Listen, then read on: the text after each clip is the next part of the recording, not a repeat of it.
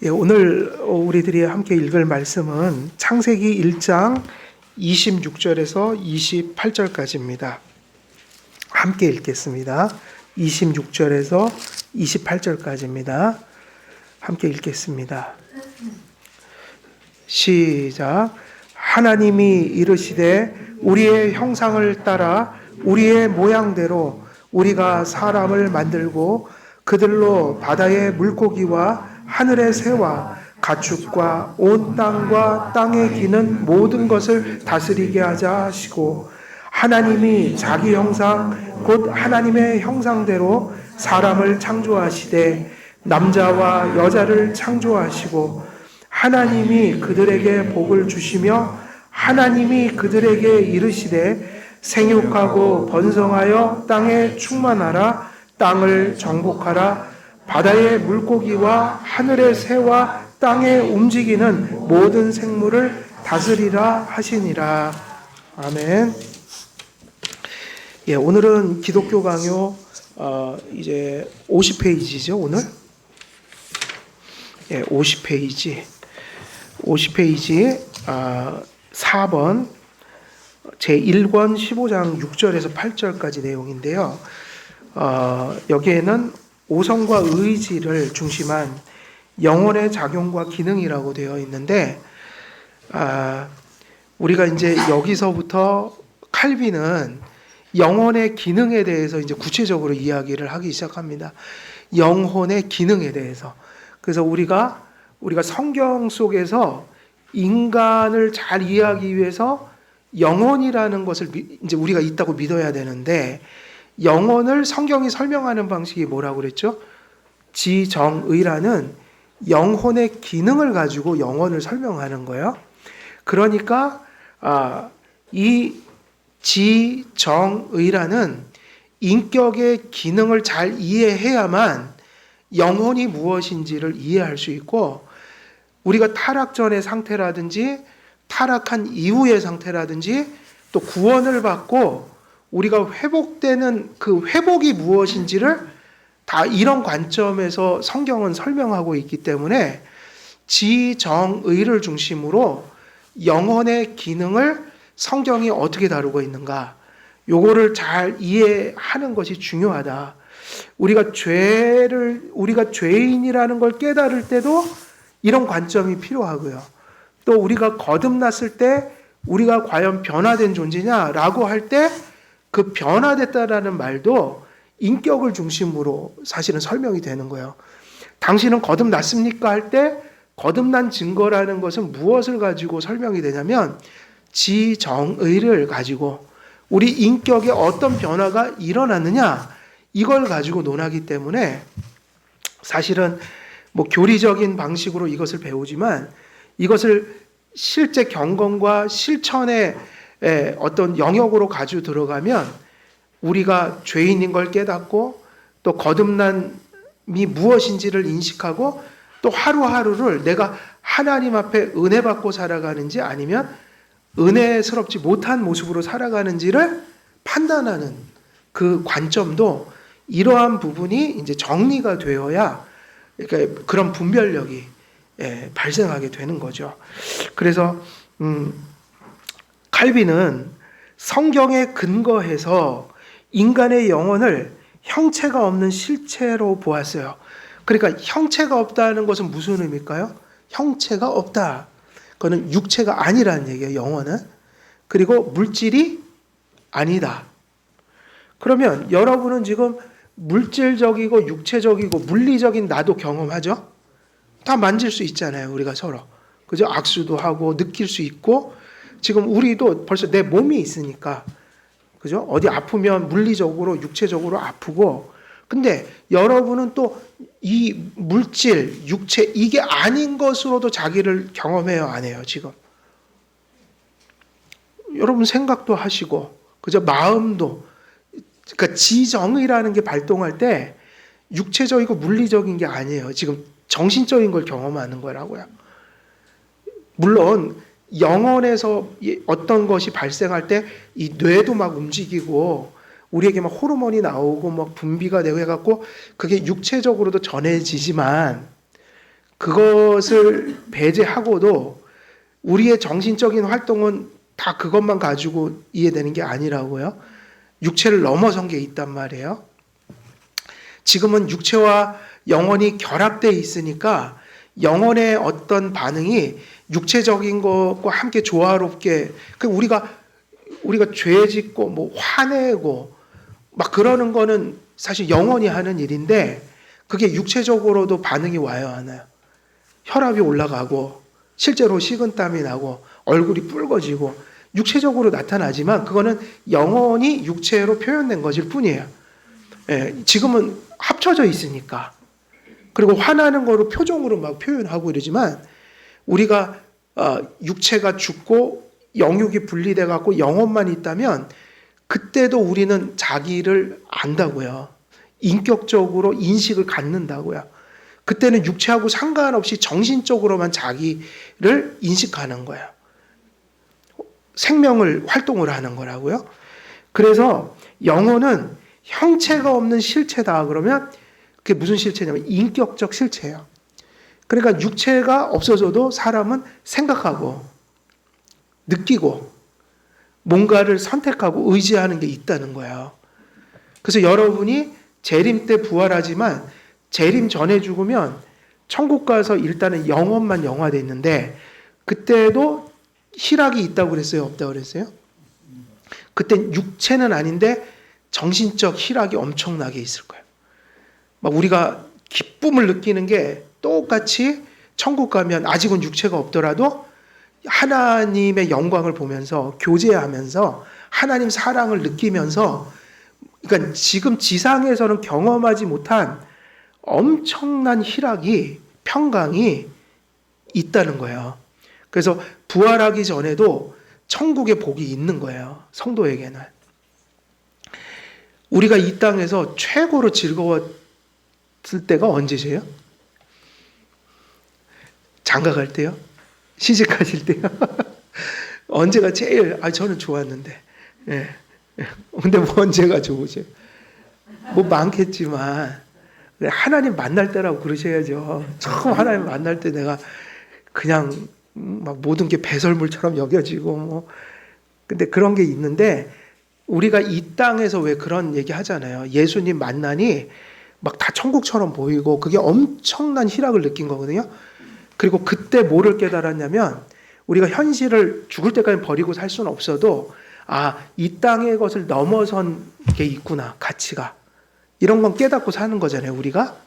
그런데 이 땅에서 막 우리가 막 예수님 만나서 첫사랑에 막 젖어서 마치 막 생명도 버리고 주님 따르겠다고 이런 그런 순간들이 있는데, 그것은 천국에서 누리는 정신적 희락이 있잖아요. 그런 거에 비하면 그냥 바다의 모래 같은 거예요. 이 땅에서 최고로 느끼는 신앙적 희열이 천국 가면 아무것도 아니란 말이에요. 그거를 조금 앞당겨서 조금 맛본 거예요. 이 땅에서 내가 막 생명을 버릴 정도로 기뻤다, 하나님 만나고 감사했다, 이런 거 있잖아요. 이게 천국에서 우리가 죽으면서 이제 천국 하나님 품에 안길 때 우리가 천국은 희락이라고 그랬거든요. 희락. 그 기쁨, 감사, 하나님의 임재 속에서 오는 기쁨, 이런 것들이 이 땅에서 뭐 생명을 버릴 정도로 막 그렇게 뜨거워도 그게 천국에서 느끼는 거에 비하면 그저 바다에 모래알 만큼 조금 경험한 것일 뿐이에요, 앞당겨서. 그러니 천국 가면 어떻겠냔 말이에요. 엄청나겠죠. 엄청난 거예요. 근데 그게 육체가 없는데 어떻게 느낄 수 있죠? 우리는 육체가 없어도 영혼이 인격적 실체란 말이에요. 물질도 아니고 물리적인 것도 아니고 눈에도 안 보이지만 인격은 실체란 말이에요. 그래서 계속 사고하고 느끼고 선택하고, 이것을 영혼이 살아있는 한 그것이 계속 지속되는 거예요. 그래서 형체가 없는 실체로 보는 거예요.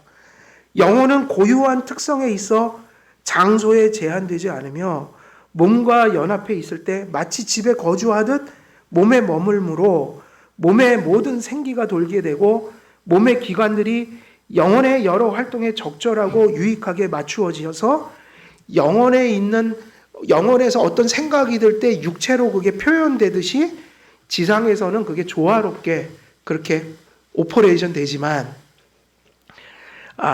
그러나 육체가 죽어도 인격적 실체는 사라지지? 사라져요, 안 사라져요? 안 사라진단 말이에요. 그래서 이제 저도 가끔 존 스토트라는 신학자를 존경하지만 제가 설교할 때 그분 책도 읽거든요. 하지만 그분은 어떤 부분에 있어서는 아주 잘못된 것도 가르쳤어요. 그분이 존 스토트라는 복음주의 신학자가 영혼 소멸설을 가르쳤다고요. 영혼이 사라진다고. 그리고 이단 중에 여호와의 증인, 그 다음에 제7일 안식일교회, 영혼이 소멸된다고 가르쳐요. 이거는 매우 잘못된 가르침이에요. 그러면 안 돼요. 예. 그래서 영혼은 소멸되지 않아요.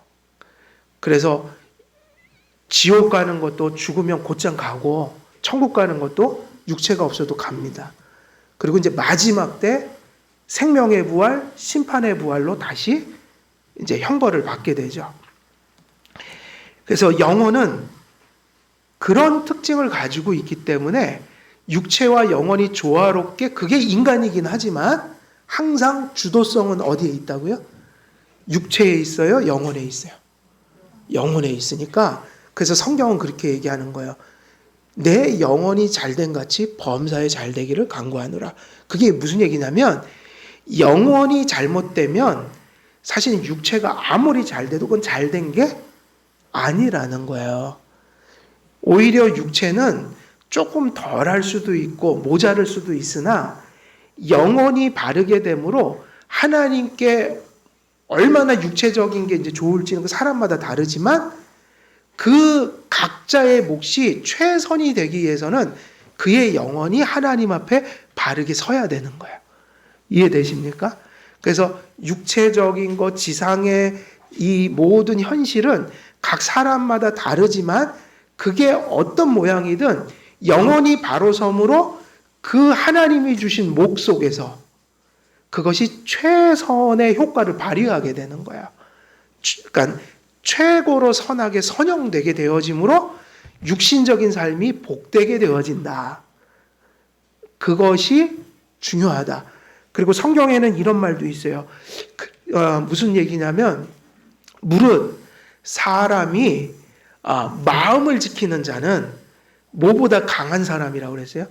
마음을 지키는 사람은 용사보다 강하다. 용사는 어떤 사람이 용사죠? 그죠? 막 여기 이렇게 막 초콜릿처럼 막 식스팩이 돼 있고 막 불끈불끈해갖고 그냥 막 그냥 근데 하나님은 반대로 생각하는 거예요. 그게 용사가 아니다. 이 힘으로 사는 게 아니다. 그러니까 그런 거로 사는 사람을 우리는 뭐라고 부르죠?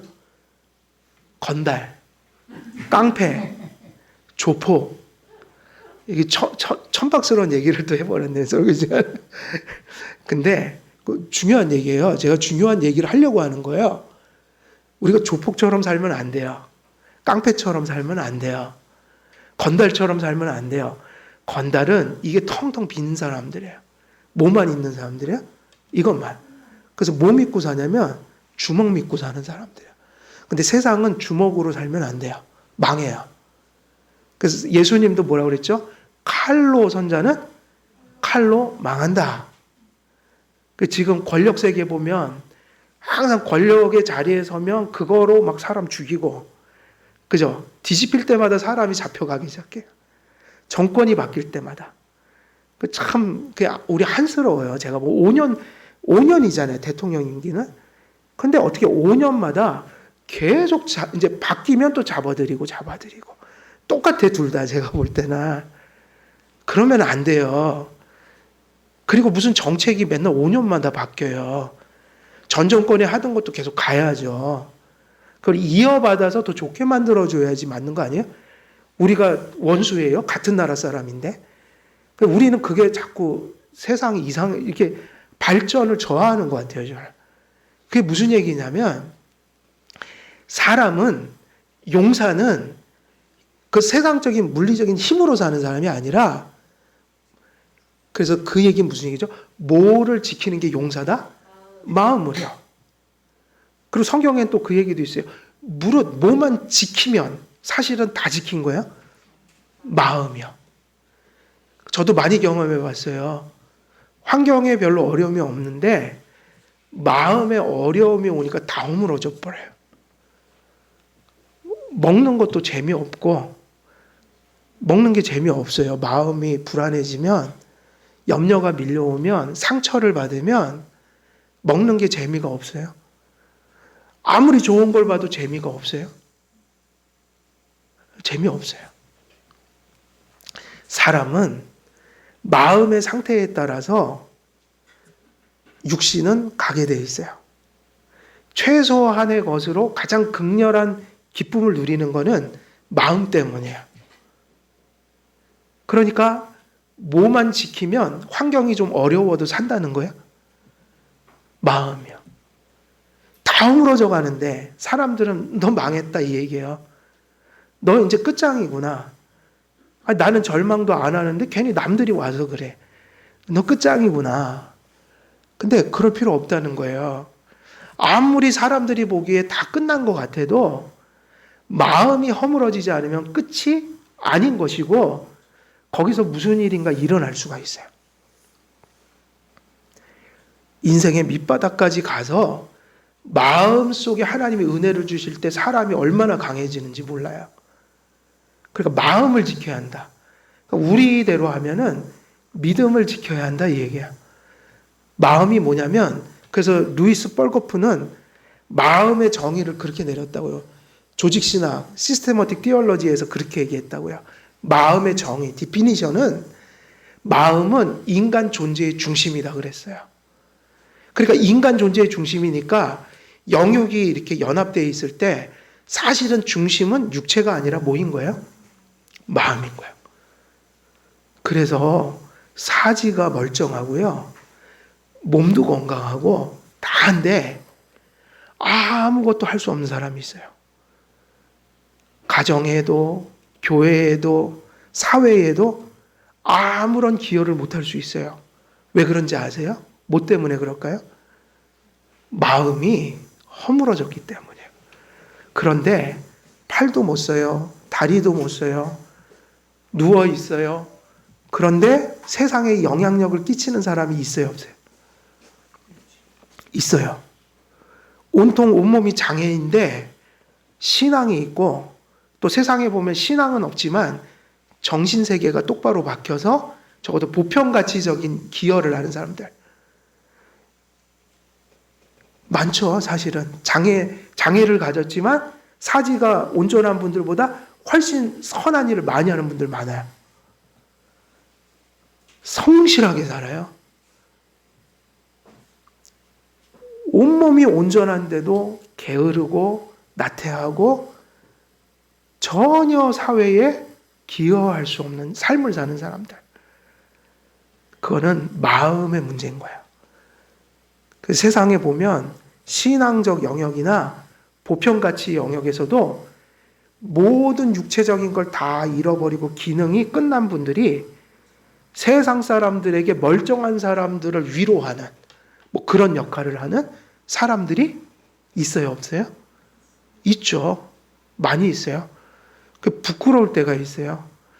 그분들 보면서 야, 나는 다 괜찮은데 왜 저분이 하는 걸 못하지? 그럴 때 많다니까요, 제가. 한마디로 할 생각이 없는 거예요. 그러니까 뭐가 없어서 못하는 거죠?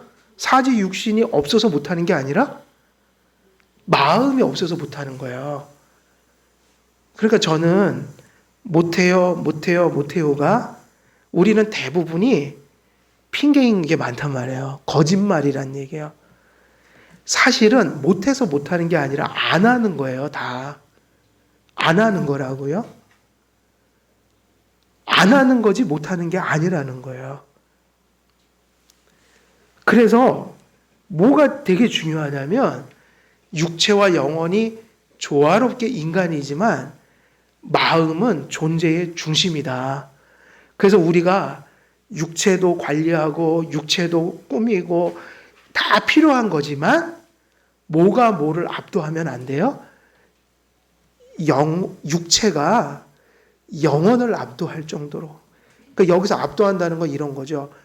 외부적인 것에 모든 마음과 신경을 뺏겨서 내면을 돌아보지 않는 삶이 되면 그 인생은 소망이 없는 거예요.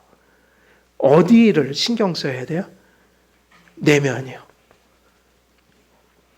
그리고 육체는 내면의 일관된 모습으로 또 소중히 여기고, 그죠? 또 관리하고, 기여하고, 이렇게 살아야겠죠. 이런 의미에서 영혼은 생명과 행위의 뭐라고 불렀어요? 영혼의 본질이 뭐라고 그랬죠? 그래서 생명의 원리다, 영혼이. 어거스틴은 그렇게 얘기했어요. 하나님 앞에 죄를 지면 하나님은 그 영혼을 버려요. 그러니까 하나님이 버리는 영혼은 어떤 영혼이에요? 죄를 범한 영혼이란 말이에요.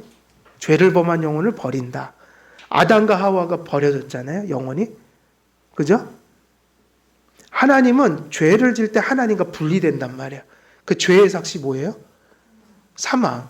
그게 죽는다는 건 무슨 의미냐면 소멸된다는 의미가 아니라 하나님과 상관없는 존재로 살게 됐다. 하나님으로부터 분리됐다. 그거는 형벌로 따지면은 하나님 버리신 거라고요. 그게 버린 거예요. 그런데 하나님은 죄를 범하면 그 영혼을 하나님이 버리시는데 하나님이 영혼을 버리게 되면 그 영혼은 뭐를 버릴까요? 하나님이 버림받은 영혼이 되면 그 영혼은 또 뭐를 버릴까요? 육체를 버립니다. 그래서 육체는 죽게 돼요. 그러니까 예수님 믿고 회개하면 구원 받죠. 근데 인간에게 죽음이 들어올 때 행위 언약 속에서 처음에 죄가 그렇게 들어올 때 무슨 일이 벌어졌어요? 하나님과 분리돼 버렸다. 그 의미는 이런 얘기죠. 사람의 영혼이 하나님과 분리됐다. 하나님께 버림받은 영혼은 이제 그의 육체도 버려요. 그래서 버림받은 영혼은 영원히 그 육체를 품을 수가 없어요. 그래서 인간은 한 번 죽게 된 거예요. 그래서 은혜 언약이 맺어지면서 이제 살 소망이 생긴 거죠. 우리 같은 죄인도 또 살 길이 생긴 거예요. 그래서 생명의 원리가 뭐예요? 영혼이다. 그래서 무슨 주도성? 영육이 다 소중하지만, 다 선하게 지음받았지만 생명의 원리는 육체에 있는 게 아니라 영혼에 있다. 그래서 우리가 그렇게 이 교회는 그러한 내면적 진리를 소중히 여기는 거예요. 그리고 영혼은 행위의 주체이기도 하다. 생명의 원리면서 영혼은 인격이라고 그랬잖아요. 인격. 그러니까 뭐가 있다는 얘기예요? 인격이 가진 건 자아, 주체. 내가 하나님께 찬송하는 거잖아요. 기계가 하는 게 아니라 기계는 내가 하는 게 아니에요. 그래서 요즘에 그 AI가 발달되면서 혼돈이 자꾸 와요. 이게 좋은 현상이 아니에요. AI를 자꾸 뭐처럼 만들려고 해요? 인격처럼. AI는 기계잖아요. 프로그램이잖아요. 0과 1이라는 이진수로 된 그게 기계적으로 움직여서, 근데 심지어는 누구죠? 그 바둑 이세돌인가요? 맞죠? 그 사람을 이겨요, AI가. 온갖 바둑의 경우수를 다 집어넣으니까 당연히 인간보다 뛰어나죠. 근데 인격은 아니란 말이에요, 그게. 근데 사람들은 자꾸 그거를 인격으로 착각하고 혹은 또 인격을 대체하는 개념으로 만드니까 저는 법적으로 제재는 좀 해야 된다고 봐요. 뭐냐? 인격하고 분명히 구별해서 받도록. 그건 그냥 기계적인 어떤 그 정보를 엄청 집어넣어갖고 기계적으로 이렇게 판단하고. 여러분, 이제 그 시대가 왔어요, 사실은. AI도 설교문을 작성할 수 있을까요? 없을까요? 그래서 저는 이렇게 회집해서 이렇게 목사와 인격적인 관계를 맺으면서 배워가는 게 맞다. 그리고 우리 교회는 이렇게 하고 또 다른 교회는 다른 목사님이 해야죠. 그게 무슨 얘기냐면 목사의 실력을 넘어서서 또 있다는 얘기예요. 인격적인 배움이. 그리고 목사들은 알고 성도들의 삶을 다 들여다보고 성도들도 목사와 그런 인격적 관계 속에서 함께 배워가며 그런데 여러분 자꾸 이게 미디어로 가고 점점 자꾸 이제 그래 가다 보면 지금 거기까지는 갔어요. 여러분 우리나라의 최고의 이제 설교자들 설교를 일생했던 걸 다 컴퓨터에 넣는 거예요. 컴퓨터에다. 그러면 이제 또 거기서 내가 개혁주의 성향을 가졌다. 나는 개혁주의 설교를 듣겠다. 이제 버튼을 눌러요. 그러면 또 뭐 개혁주의 목사들 설교를 다 집어넣어 갖고 거기서 이제 그거를 조합해 갖고 요즘에 소설도 쓰잖아요. 그림도 그리고 AI가. 그럼 설교를 만들 수 있을까요? 없을까요? 그 정보를 가지고 그 쓰는 용어라든지 이런 흐름을 파악하면서 기계적으로 아주 개혁주의적인 설교를 한 편 만드는 거예요, 기계가. 그럼 앞으로 이제 그런 시대가 올지도 몰라요. AI가 설교자가 되는.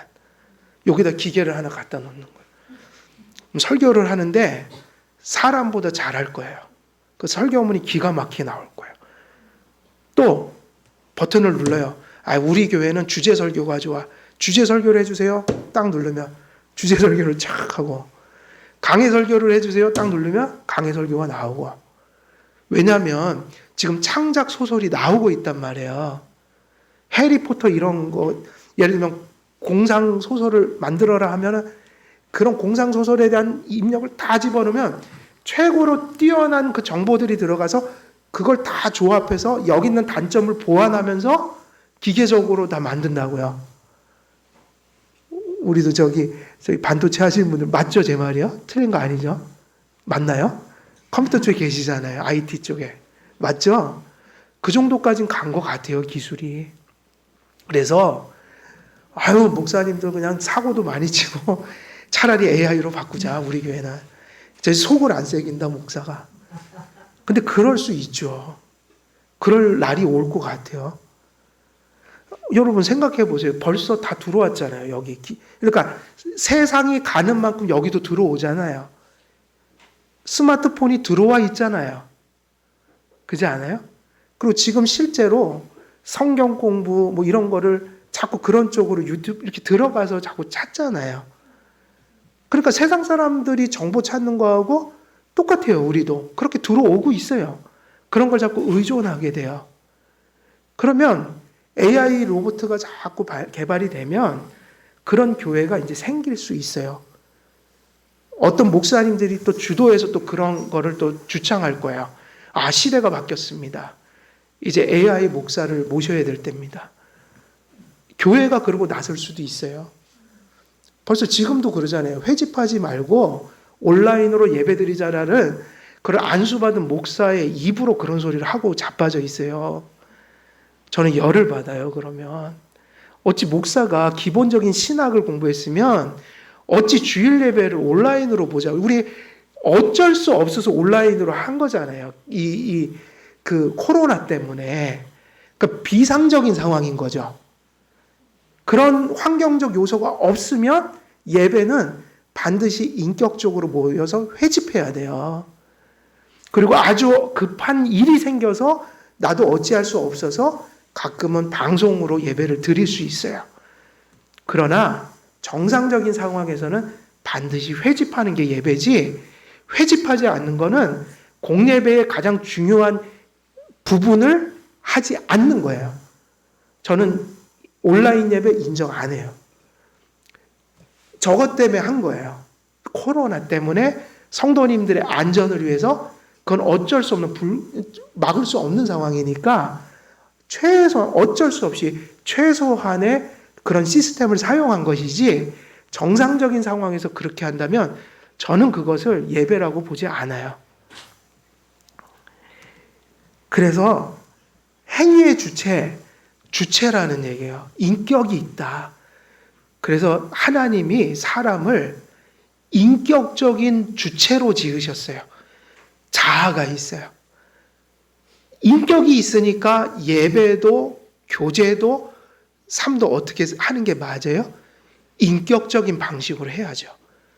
우리 교회는 최첨단을 걷는 게 목적이 아니라 할 수만 있으면 아날로그 소리를 듣더라도 할 수 있으면 더 인격적인 대로 계속 가는 게 맞아요.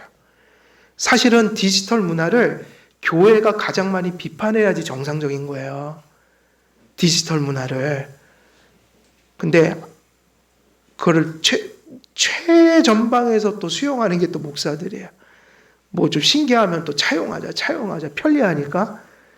근데 저는 아니라고 봐요.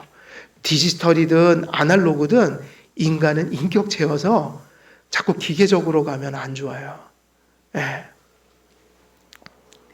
한 영혼이 가진 두 가지 의미를 두 측면에서 설명하기 위해 영과 혼을 구분하기도 하고, 그러나 이것은 영혼이 다른 두 실체로 합쳐져 있다는 의미가 아니라 한 영혼이 가진 속성을 두 측면에서 설명하는 겁니다. 이것은 얘기했죠. 그리고 여기서부터 이제 이런 얘기를 해요. 영혼의 기능은 그랬죠. 영혼은 형태를 얘기할 수도 없어요. 영혼이 이거다 저거다라는 디피니션이 성경에는 없어요. 그러니까 무엇으로 가르쳐요? 영혼의 기능이라는 것으로 성경은 영혼의 실체를 보여주고 있어요. 그것이 무엇이다? 지성, 그리고 정서, 의지. 그럼 이 세 가지 기능이 통합됐을 때 여기서 뭐가 나오죠? 인격이 나오는 거예요. 그러니까 인격이라고 할 때는 지성만 있거나 정서만 있거나 의지만 있거나 이럴 수 있을까요? 없을까요? 인격이라는 게 요게 세 가지가 있다는 얘기가 아닙니다. 인격의 세 측면을 얘기하니까 우리에게는 지성과 의지와 정서라는 게 동시적으로 이렇게 역사에서 우리가 무슨 이렇게 인격적인 표현을 하는 거예요. 어쩔 때는 아는 것이 정서적인 거하고 연결되어 있기도 하고, 이거는 같이 가니까 예전에 우리가 왜 그런 얘기 했잖아요. 그것도 잘못됐어요. 장로교회는 지성만 강조한다. 순복음교회는 정서를 강조한다. 감정. 또 저기 자유주의 교회들 있죠. 저 한신대 같은데 저 기장. 이런 데는 행위를 강조한다. 의지. 근데 그게 다 틀린 소리예요. 말도 안 돼요. 다 지정의가 발동해서 그런 모습을 보이고 있는 거예요. 그런 모습을. 그러니까 지정의가 항상 함께해서 인격적인 것이 나오는 것이지 여기서 하나만 결여돼도 그건 인격이 아닌 거예요. 우리가 그냥 얘기할 때 이게 정서다 뭐 이렇게 얘기를 하는 거지 이미 아주 지성적인 것 속에도 정서가 흘러가고 있다고요. 이해하는 것 속에서 우리는 느낌을 계속 받는 거예요. 그러니까 공부한다고 해서 뭐 정서가 부족하 이런 말은 틀린 거예요. 막 북치고 장구친다 해서 그게 뭐 정서가 뭐 이렇게 그런 얘기가 아니라 모든 것이 인격은 하나이지 셋은 아니에요. 그러나 인격은 그런 세 측면의 특성들을 가지고 있어서 그걸 따로따로 설명은 하지만 예를 들면 여러분의 믿음이 지정의를 담고 있는데 지정의에서 하나가 분리될 수 있을까요? 믿음에서? 그런 건 존재하지 않아요. 그래서 신학자들이 그렇게 얘기했다고 믿음은 지식이다 이랬어요. 첫 번째. 그 다음에 믿음은 뭐다? 확신이다. 이건 정서. 그 다음에 믿음은 신뢰다. 이건 의지. 근데 지식과 확신과 신뢰가 어느 하나만 결여돼도 믿음이 될 수가 없어요. 이미 내가 믿는다는 것은 그 세 가지가 다 있다는 얘기예요. 왜냐하면 인격은 하나이기 때문에. 그렇지만 그것이 스펙트럼처럼 이렇게 지정의로 이렇게 우리에게 나타나는 거예요. 예. 그래서 우리는 하나님을 섬길 때 무엇으로 섬겨야 될까요? 이런 얘기가 되게 중요한 거예요. 지성과 또 정서와 우리의 의지를 다해서. 그럼 또 이렇게 가지 마세요. 다 공부하는 거는 지식이고 또 막 또 경배와 찬양합시다 막 이런 거는 정서고 또 뭐 이렇게 불우이웃 돕고 뭐 이렇게 꼭 구체적인 행동할 때는 또 의지고, 이게 아니에요. 모든 것은 지정의가 함께 나타나서 그런 것들을 할 수 있게 되는 거예요. 그래서 하나님께서는 인간에게 영혼의 기능을 주셨습니다. 영혼의 작용의 궁극적 목적은 천상의 삶을 묵상하며 사람의 복의 근원이신 하나님과 연합을 갈망하도록 주신 것입니다. 여러분에게 왜 영혼을 주시고 왜 그러한 지정의를 주셨는가? 그것은 무엇을 이해시키고 느끼고 또 그것에 부합한 삶을 우리가 선택하며 의지하며 뜻하며 가도록 하기 위한 거예요. 천상의 복을. 그리고 누구죠? 하나님. 그러니까 지상에 수학하고 뭐 공부를 하고 이런 것도 영혼이 있으니까 하는 건데, 그걸 넘어서서 하나님과 천상의 복을 바라보는 것은, 이해하는 것은, 다시 말하면 성경을 듣고 읽으면서 천국을, 하나님을 우리가 인식하게 되는 것은 우리 안에 뭐가 있기 때문인 거예요? 영혼이 있기 때문인 거예요. 그리고 영혼을 주신 가장 궁극적인 목적이 결국 하나님과 그 하늘을 바라보게 하도록 주신 거예요. 그래서 타락했지만 지금도 모든 인간 속에는 무엇이 발견되냐면 종교의 씨앗이라는 것이 발견된다. 일반 은총을 이렇게 맞이하면서 살기 때문에 세상에서 살다 보면 누구의 손길을 막연하게 느끼게 되는 거예요, 사람들이요. 하나님. 근데 그게 성경의 하나님이 아니라 부패에 있으니까 우상과 같은 왜곡된 신을 의식하게 된다. 그게 뭐냐면 종교의 씨앗이라는 거예요. 그 얘기는 뭐를 의미하죠?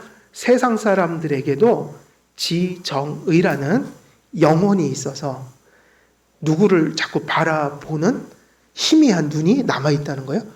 하나님을. 근데 성경으로 돌아오지 않는 이상은 부패해서 우상과 미신과 자의적 숭배에 빠져버리게 된다. 그래서 종교성으로 교회 생활하면 안 되고 뭐로 해야 돼요? 성경적인 신앙을 가지고 교회 생활해야 한다. 그래서 이러한 목적을 위해서 주신, 그래서 특별히 지정의 중에 칼빈은 이제 이성을 설명하기 시작해요. 그래서 리즌이라고 부르죠. 그래서 이성이라고 그렇게 규정을 하고, 혹은 오성이라고 규정을 하고, 그래서 인텔렉트라는 걸 오성이라고 하고 리즌을 이성이라고 했는데, 칼빈은 조금 더 이걸 세분한 거예요. 이성과 오성이라는 것으로 좀 구분했는데, 이성과 오성은 우리는 구분할 필요 없어요. 그러니까 칼빈은 구분한 거는 더 자세히 설명한 거예요. 조금 더 철학적으로. 그러면 어떤 차이가 있냐면, 이성이라는 것은 사람에게 지성을 주셨으니 일단은 사물이나 어떤 것을 보면서 일단은 이렇게 훅 들어오는 걸 의미하는 거예요. 인식 때는 가장 뭐라 그럴까, 직관적인 그러한 이해들이 있죠. 일단은 뭔가를 보면, 접하면 이게 우리 안에 어떤 인식으로 확 들어오는 단계가 있어요. 그러면 이게 이성이라고 하면, 오성이라는 것은 우리가 보고 인식한 거를 이제 정리해가는 능력이에요. 뭘 봤다. 그러면 이제 그거는 요런 거 내가 이렇게 봤고, 또 그 부분은 이런 부분이 뭐 이렇게 돼 있고, 뭐 이렇게 분석하는 거 있잖아요. 들어온 거를 정리해내는 능력인 거예요. 그래서 우리가 보통 사물을 인식할 때 이렇게 덩어리처럼 일단은 인식을 하죠. 근데 우리는 또 그 들어온 것을 어떻게 하려는 욕구가 있어요. 또 세세하게 보려는 욕구가 있어요. 그냥 사람들을 신경 안 쓰고 보면 그냥 사람이 지나다니는 거예요. 신경 안 쓰면 그냥 사람의 형태가.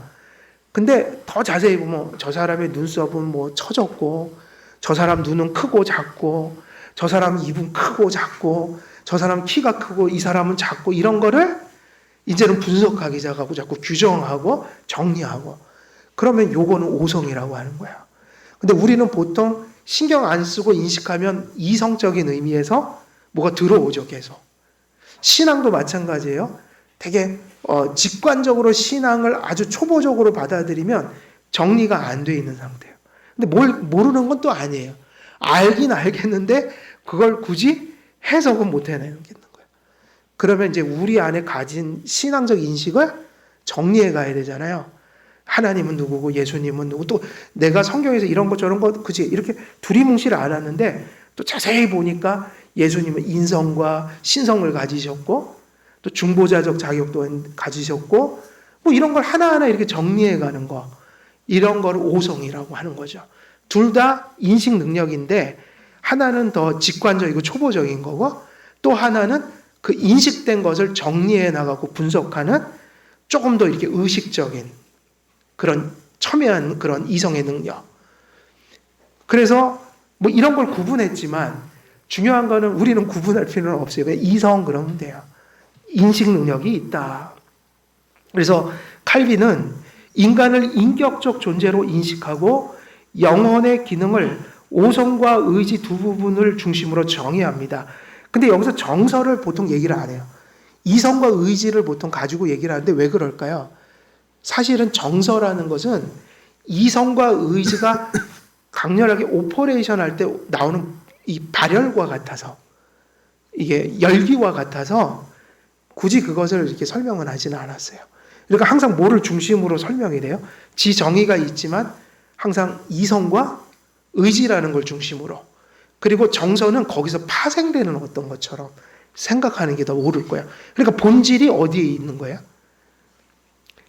그러니까 우리가 인격적인 하나님께 반응을 한다고 할 때 정서가 앞으로 가면 안 돼요. 이건 되게 결과적인 거, 파생적인 거지. 그러니까는 칼빈의 지금 설명을 보면 오늘 여기까지 해야겠네요. 칼빈이 인격을 논할 때 그러면 이제 이것 때문에 중요해지죠. 우리가 믿음을 갖는다는 건 우리 인격이 하나님을 향해서 지향한다는 얘기거든요. 우리 인격을 가지고 하나님을 지향한다. 그러면 제일 먼저 뭐를 설명할까요? 그러면 믿음을 설명할 때 하나님을 믿는다는 게 뭐냐? 그러면 우리의 지성이 하나님을 인식함으로 우리의 지성이 하나님을 향하게 된다. 그러면 제일 먼저 나오는 게 지성이에요. 그러니까 믿음에 있어서 제일 중요한 건 뭐죠? 하나님 말씀 듣고 깨닫는 거예요. 하나님을 알아가기 시작하는 거예요. 그러면 하나님을 알죠? 그러면 그 하나님을 아는 것이 진짜 믿음이면 아는 거로 그치지 않겠죠? 인격은 하나니까 어디로 이어지게 돼 있어요? 감정은 마지막에. 의지. 그러면 알았어요? 그럼 받아들이는 거죠. 그래서 지성이 제일 먼저 중요하고 출발점인 거예요. 믿음이 시작하려면 알아야 돼요. 그리고 이제 이 알미 발생할 때 그분을 수용하게 된다. 신뢰. 그러면 그 받아들이게 되면 뭐가 발생할 수밖에 없어요? 열기가 생긴다. 우린 그것을 신앙적 확신이라고 표현했단 말이에요. 그래서 하나님을 알고 그걸 수용하는 거, 이렇게 이해가 되다 보니까 오늘 에베소서 설교할 때 뭐가 주제였죠? 뭐가 중요하다고 그래? 계시. 왜 알을 강조할까? 기독교는 왜 그걸 자꾸 배운다는 얘기를 쓸까? 왜 하나님을 말씀을 자꾸 읽으라고 그럴까? 들으라고 할까? 왜 깨달으라고 할까? 그것은 바로 하나님이 우리를 만나 주시고 관계하시고 우리에게 그 약속한 것을 성취하고 베푸는 방식이 계시를 통해서 하나님이 우리와 인격적으로 접촉을 하기 때문에 그 계시를 인식하는 것으로부터 출발하지 않으면 나머지 모든 관계, 누림 이런 것들이 존재할 수가 없게 되는 거야. 그래서 기독교에서 지식이 참 중요합니다라고 하는 것은 사변적 지식을 의미하는 게 아니라 그 하나님을 관계하고 만나고 그분과 인격적인 친교를 나누면서 관계한다는 것이 순전히 뭐를 통해서 계속 이어져요? 말씀이라는 걸 통해서 하나님을 우리에게 제시한단 말이에요. 우리는 그 말씀에 인격적으로 응답하면서 믿음이 그 하나님과 우리에게 보이지 않는 관계를 계속 이루어가는 거예요. 그래서 기독교는 말씀을 들으라고 하는 거예요. 말씀을 깨달으라는 거예요. 그래서 지정의라고 할 때 칼빈은 이 하나님의 계시를 통해서 하나님과 그분에게 관계된 일들을 이렇게 알아가는 것이 몹시 중요하다. 지성의 요소, 아는 요소, 인식하는 요소. 그래서 이것이 사람이 죄로 이것이 죽으면 세상의 것은 한계 안에서 어느 정도 이해를 하는데 하나님은 도무지 알아듣지를 못한다. 그래서 세상에서 최고의 학부를 나오고 최고의 학위를 받은 사람들이 주일학교에 믿음 좋은 어린아이보다 하나님을 더 못 알아듣는 거예요. 이해되세요? 하나님을 믿고 아는 것은 절대로 세상적인 방식으로 되는 게 아니에요. 거듭나야 한다. 성령님이 조명해 주셔야 한다. 그래서 이성으로부터 시작을 해요. 그러니까 안다는 건 중요한 거죠. 그래서 오늘 여기까지 하고 다음 주에는 또 계속 또 이어서 가도록 하겠습니다. 제가 기도하겠습니다. 살아계신 하나님 아버지, 오늘도 기독교 강요를 통하여 인간론을 함께 나눕니다. 인간의 영혼이 인격적인 기능으로 나타나며 우리가 하나님을 믿고 하나님과 연합하는 일들이 믿음을 통해 일어난다고 할 때 그 믿음이 우리의 인격이 하나님을 지향하는 것으로 우리가 인간론을 어떻게 이해하고 또 바라보느냐에 따라 아버지 하나님의 말씀을 여러 모습으로 또 달리 해석할 가능성들이 많은데 우리들이 인간론을 성경적으로 또 참된 교리 안에서 잘 정립하여서 우리가 하나님을 어떻게 알고 믿으며 또 주님과 또 관계하며 가는 것인지 인간론을 통하여서 풍성하게 깨우치고 또 경건의 삶 속에 이 일들을 적용할 수 있도록 하나님께서 선히 인도해 주옵소서. 감사드리오며 우리 주 예수 그리스도의 이름으로 기도드리옵나이다. 아멘.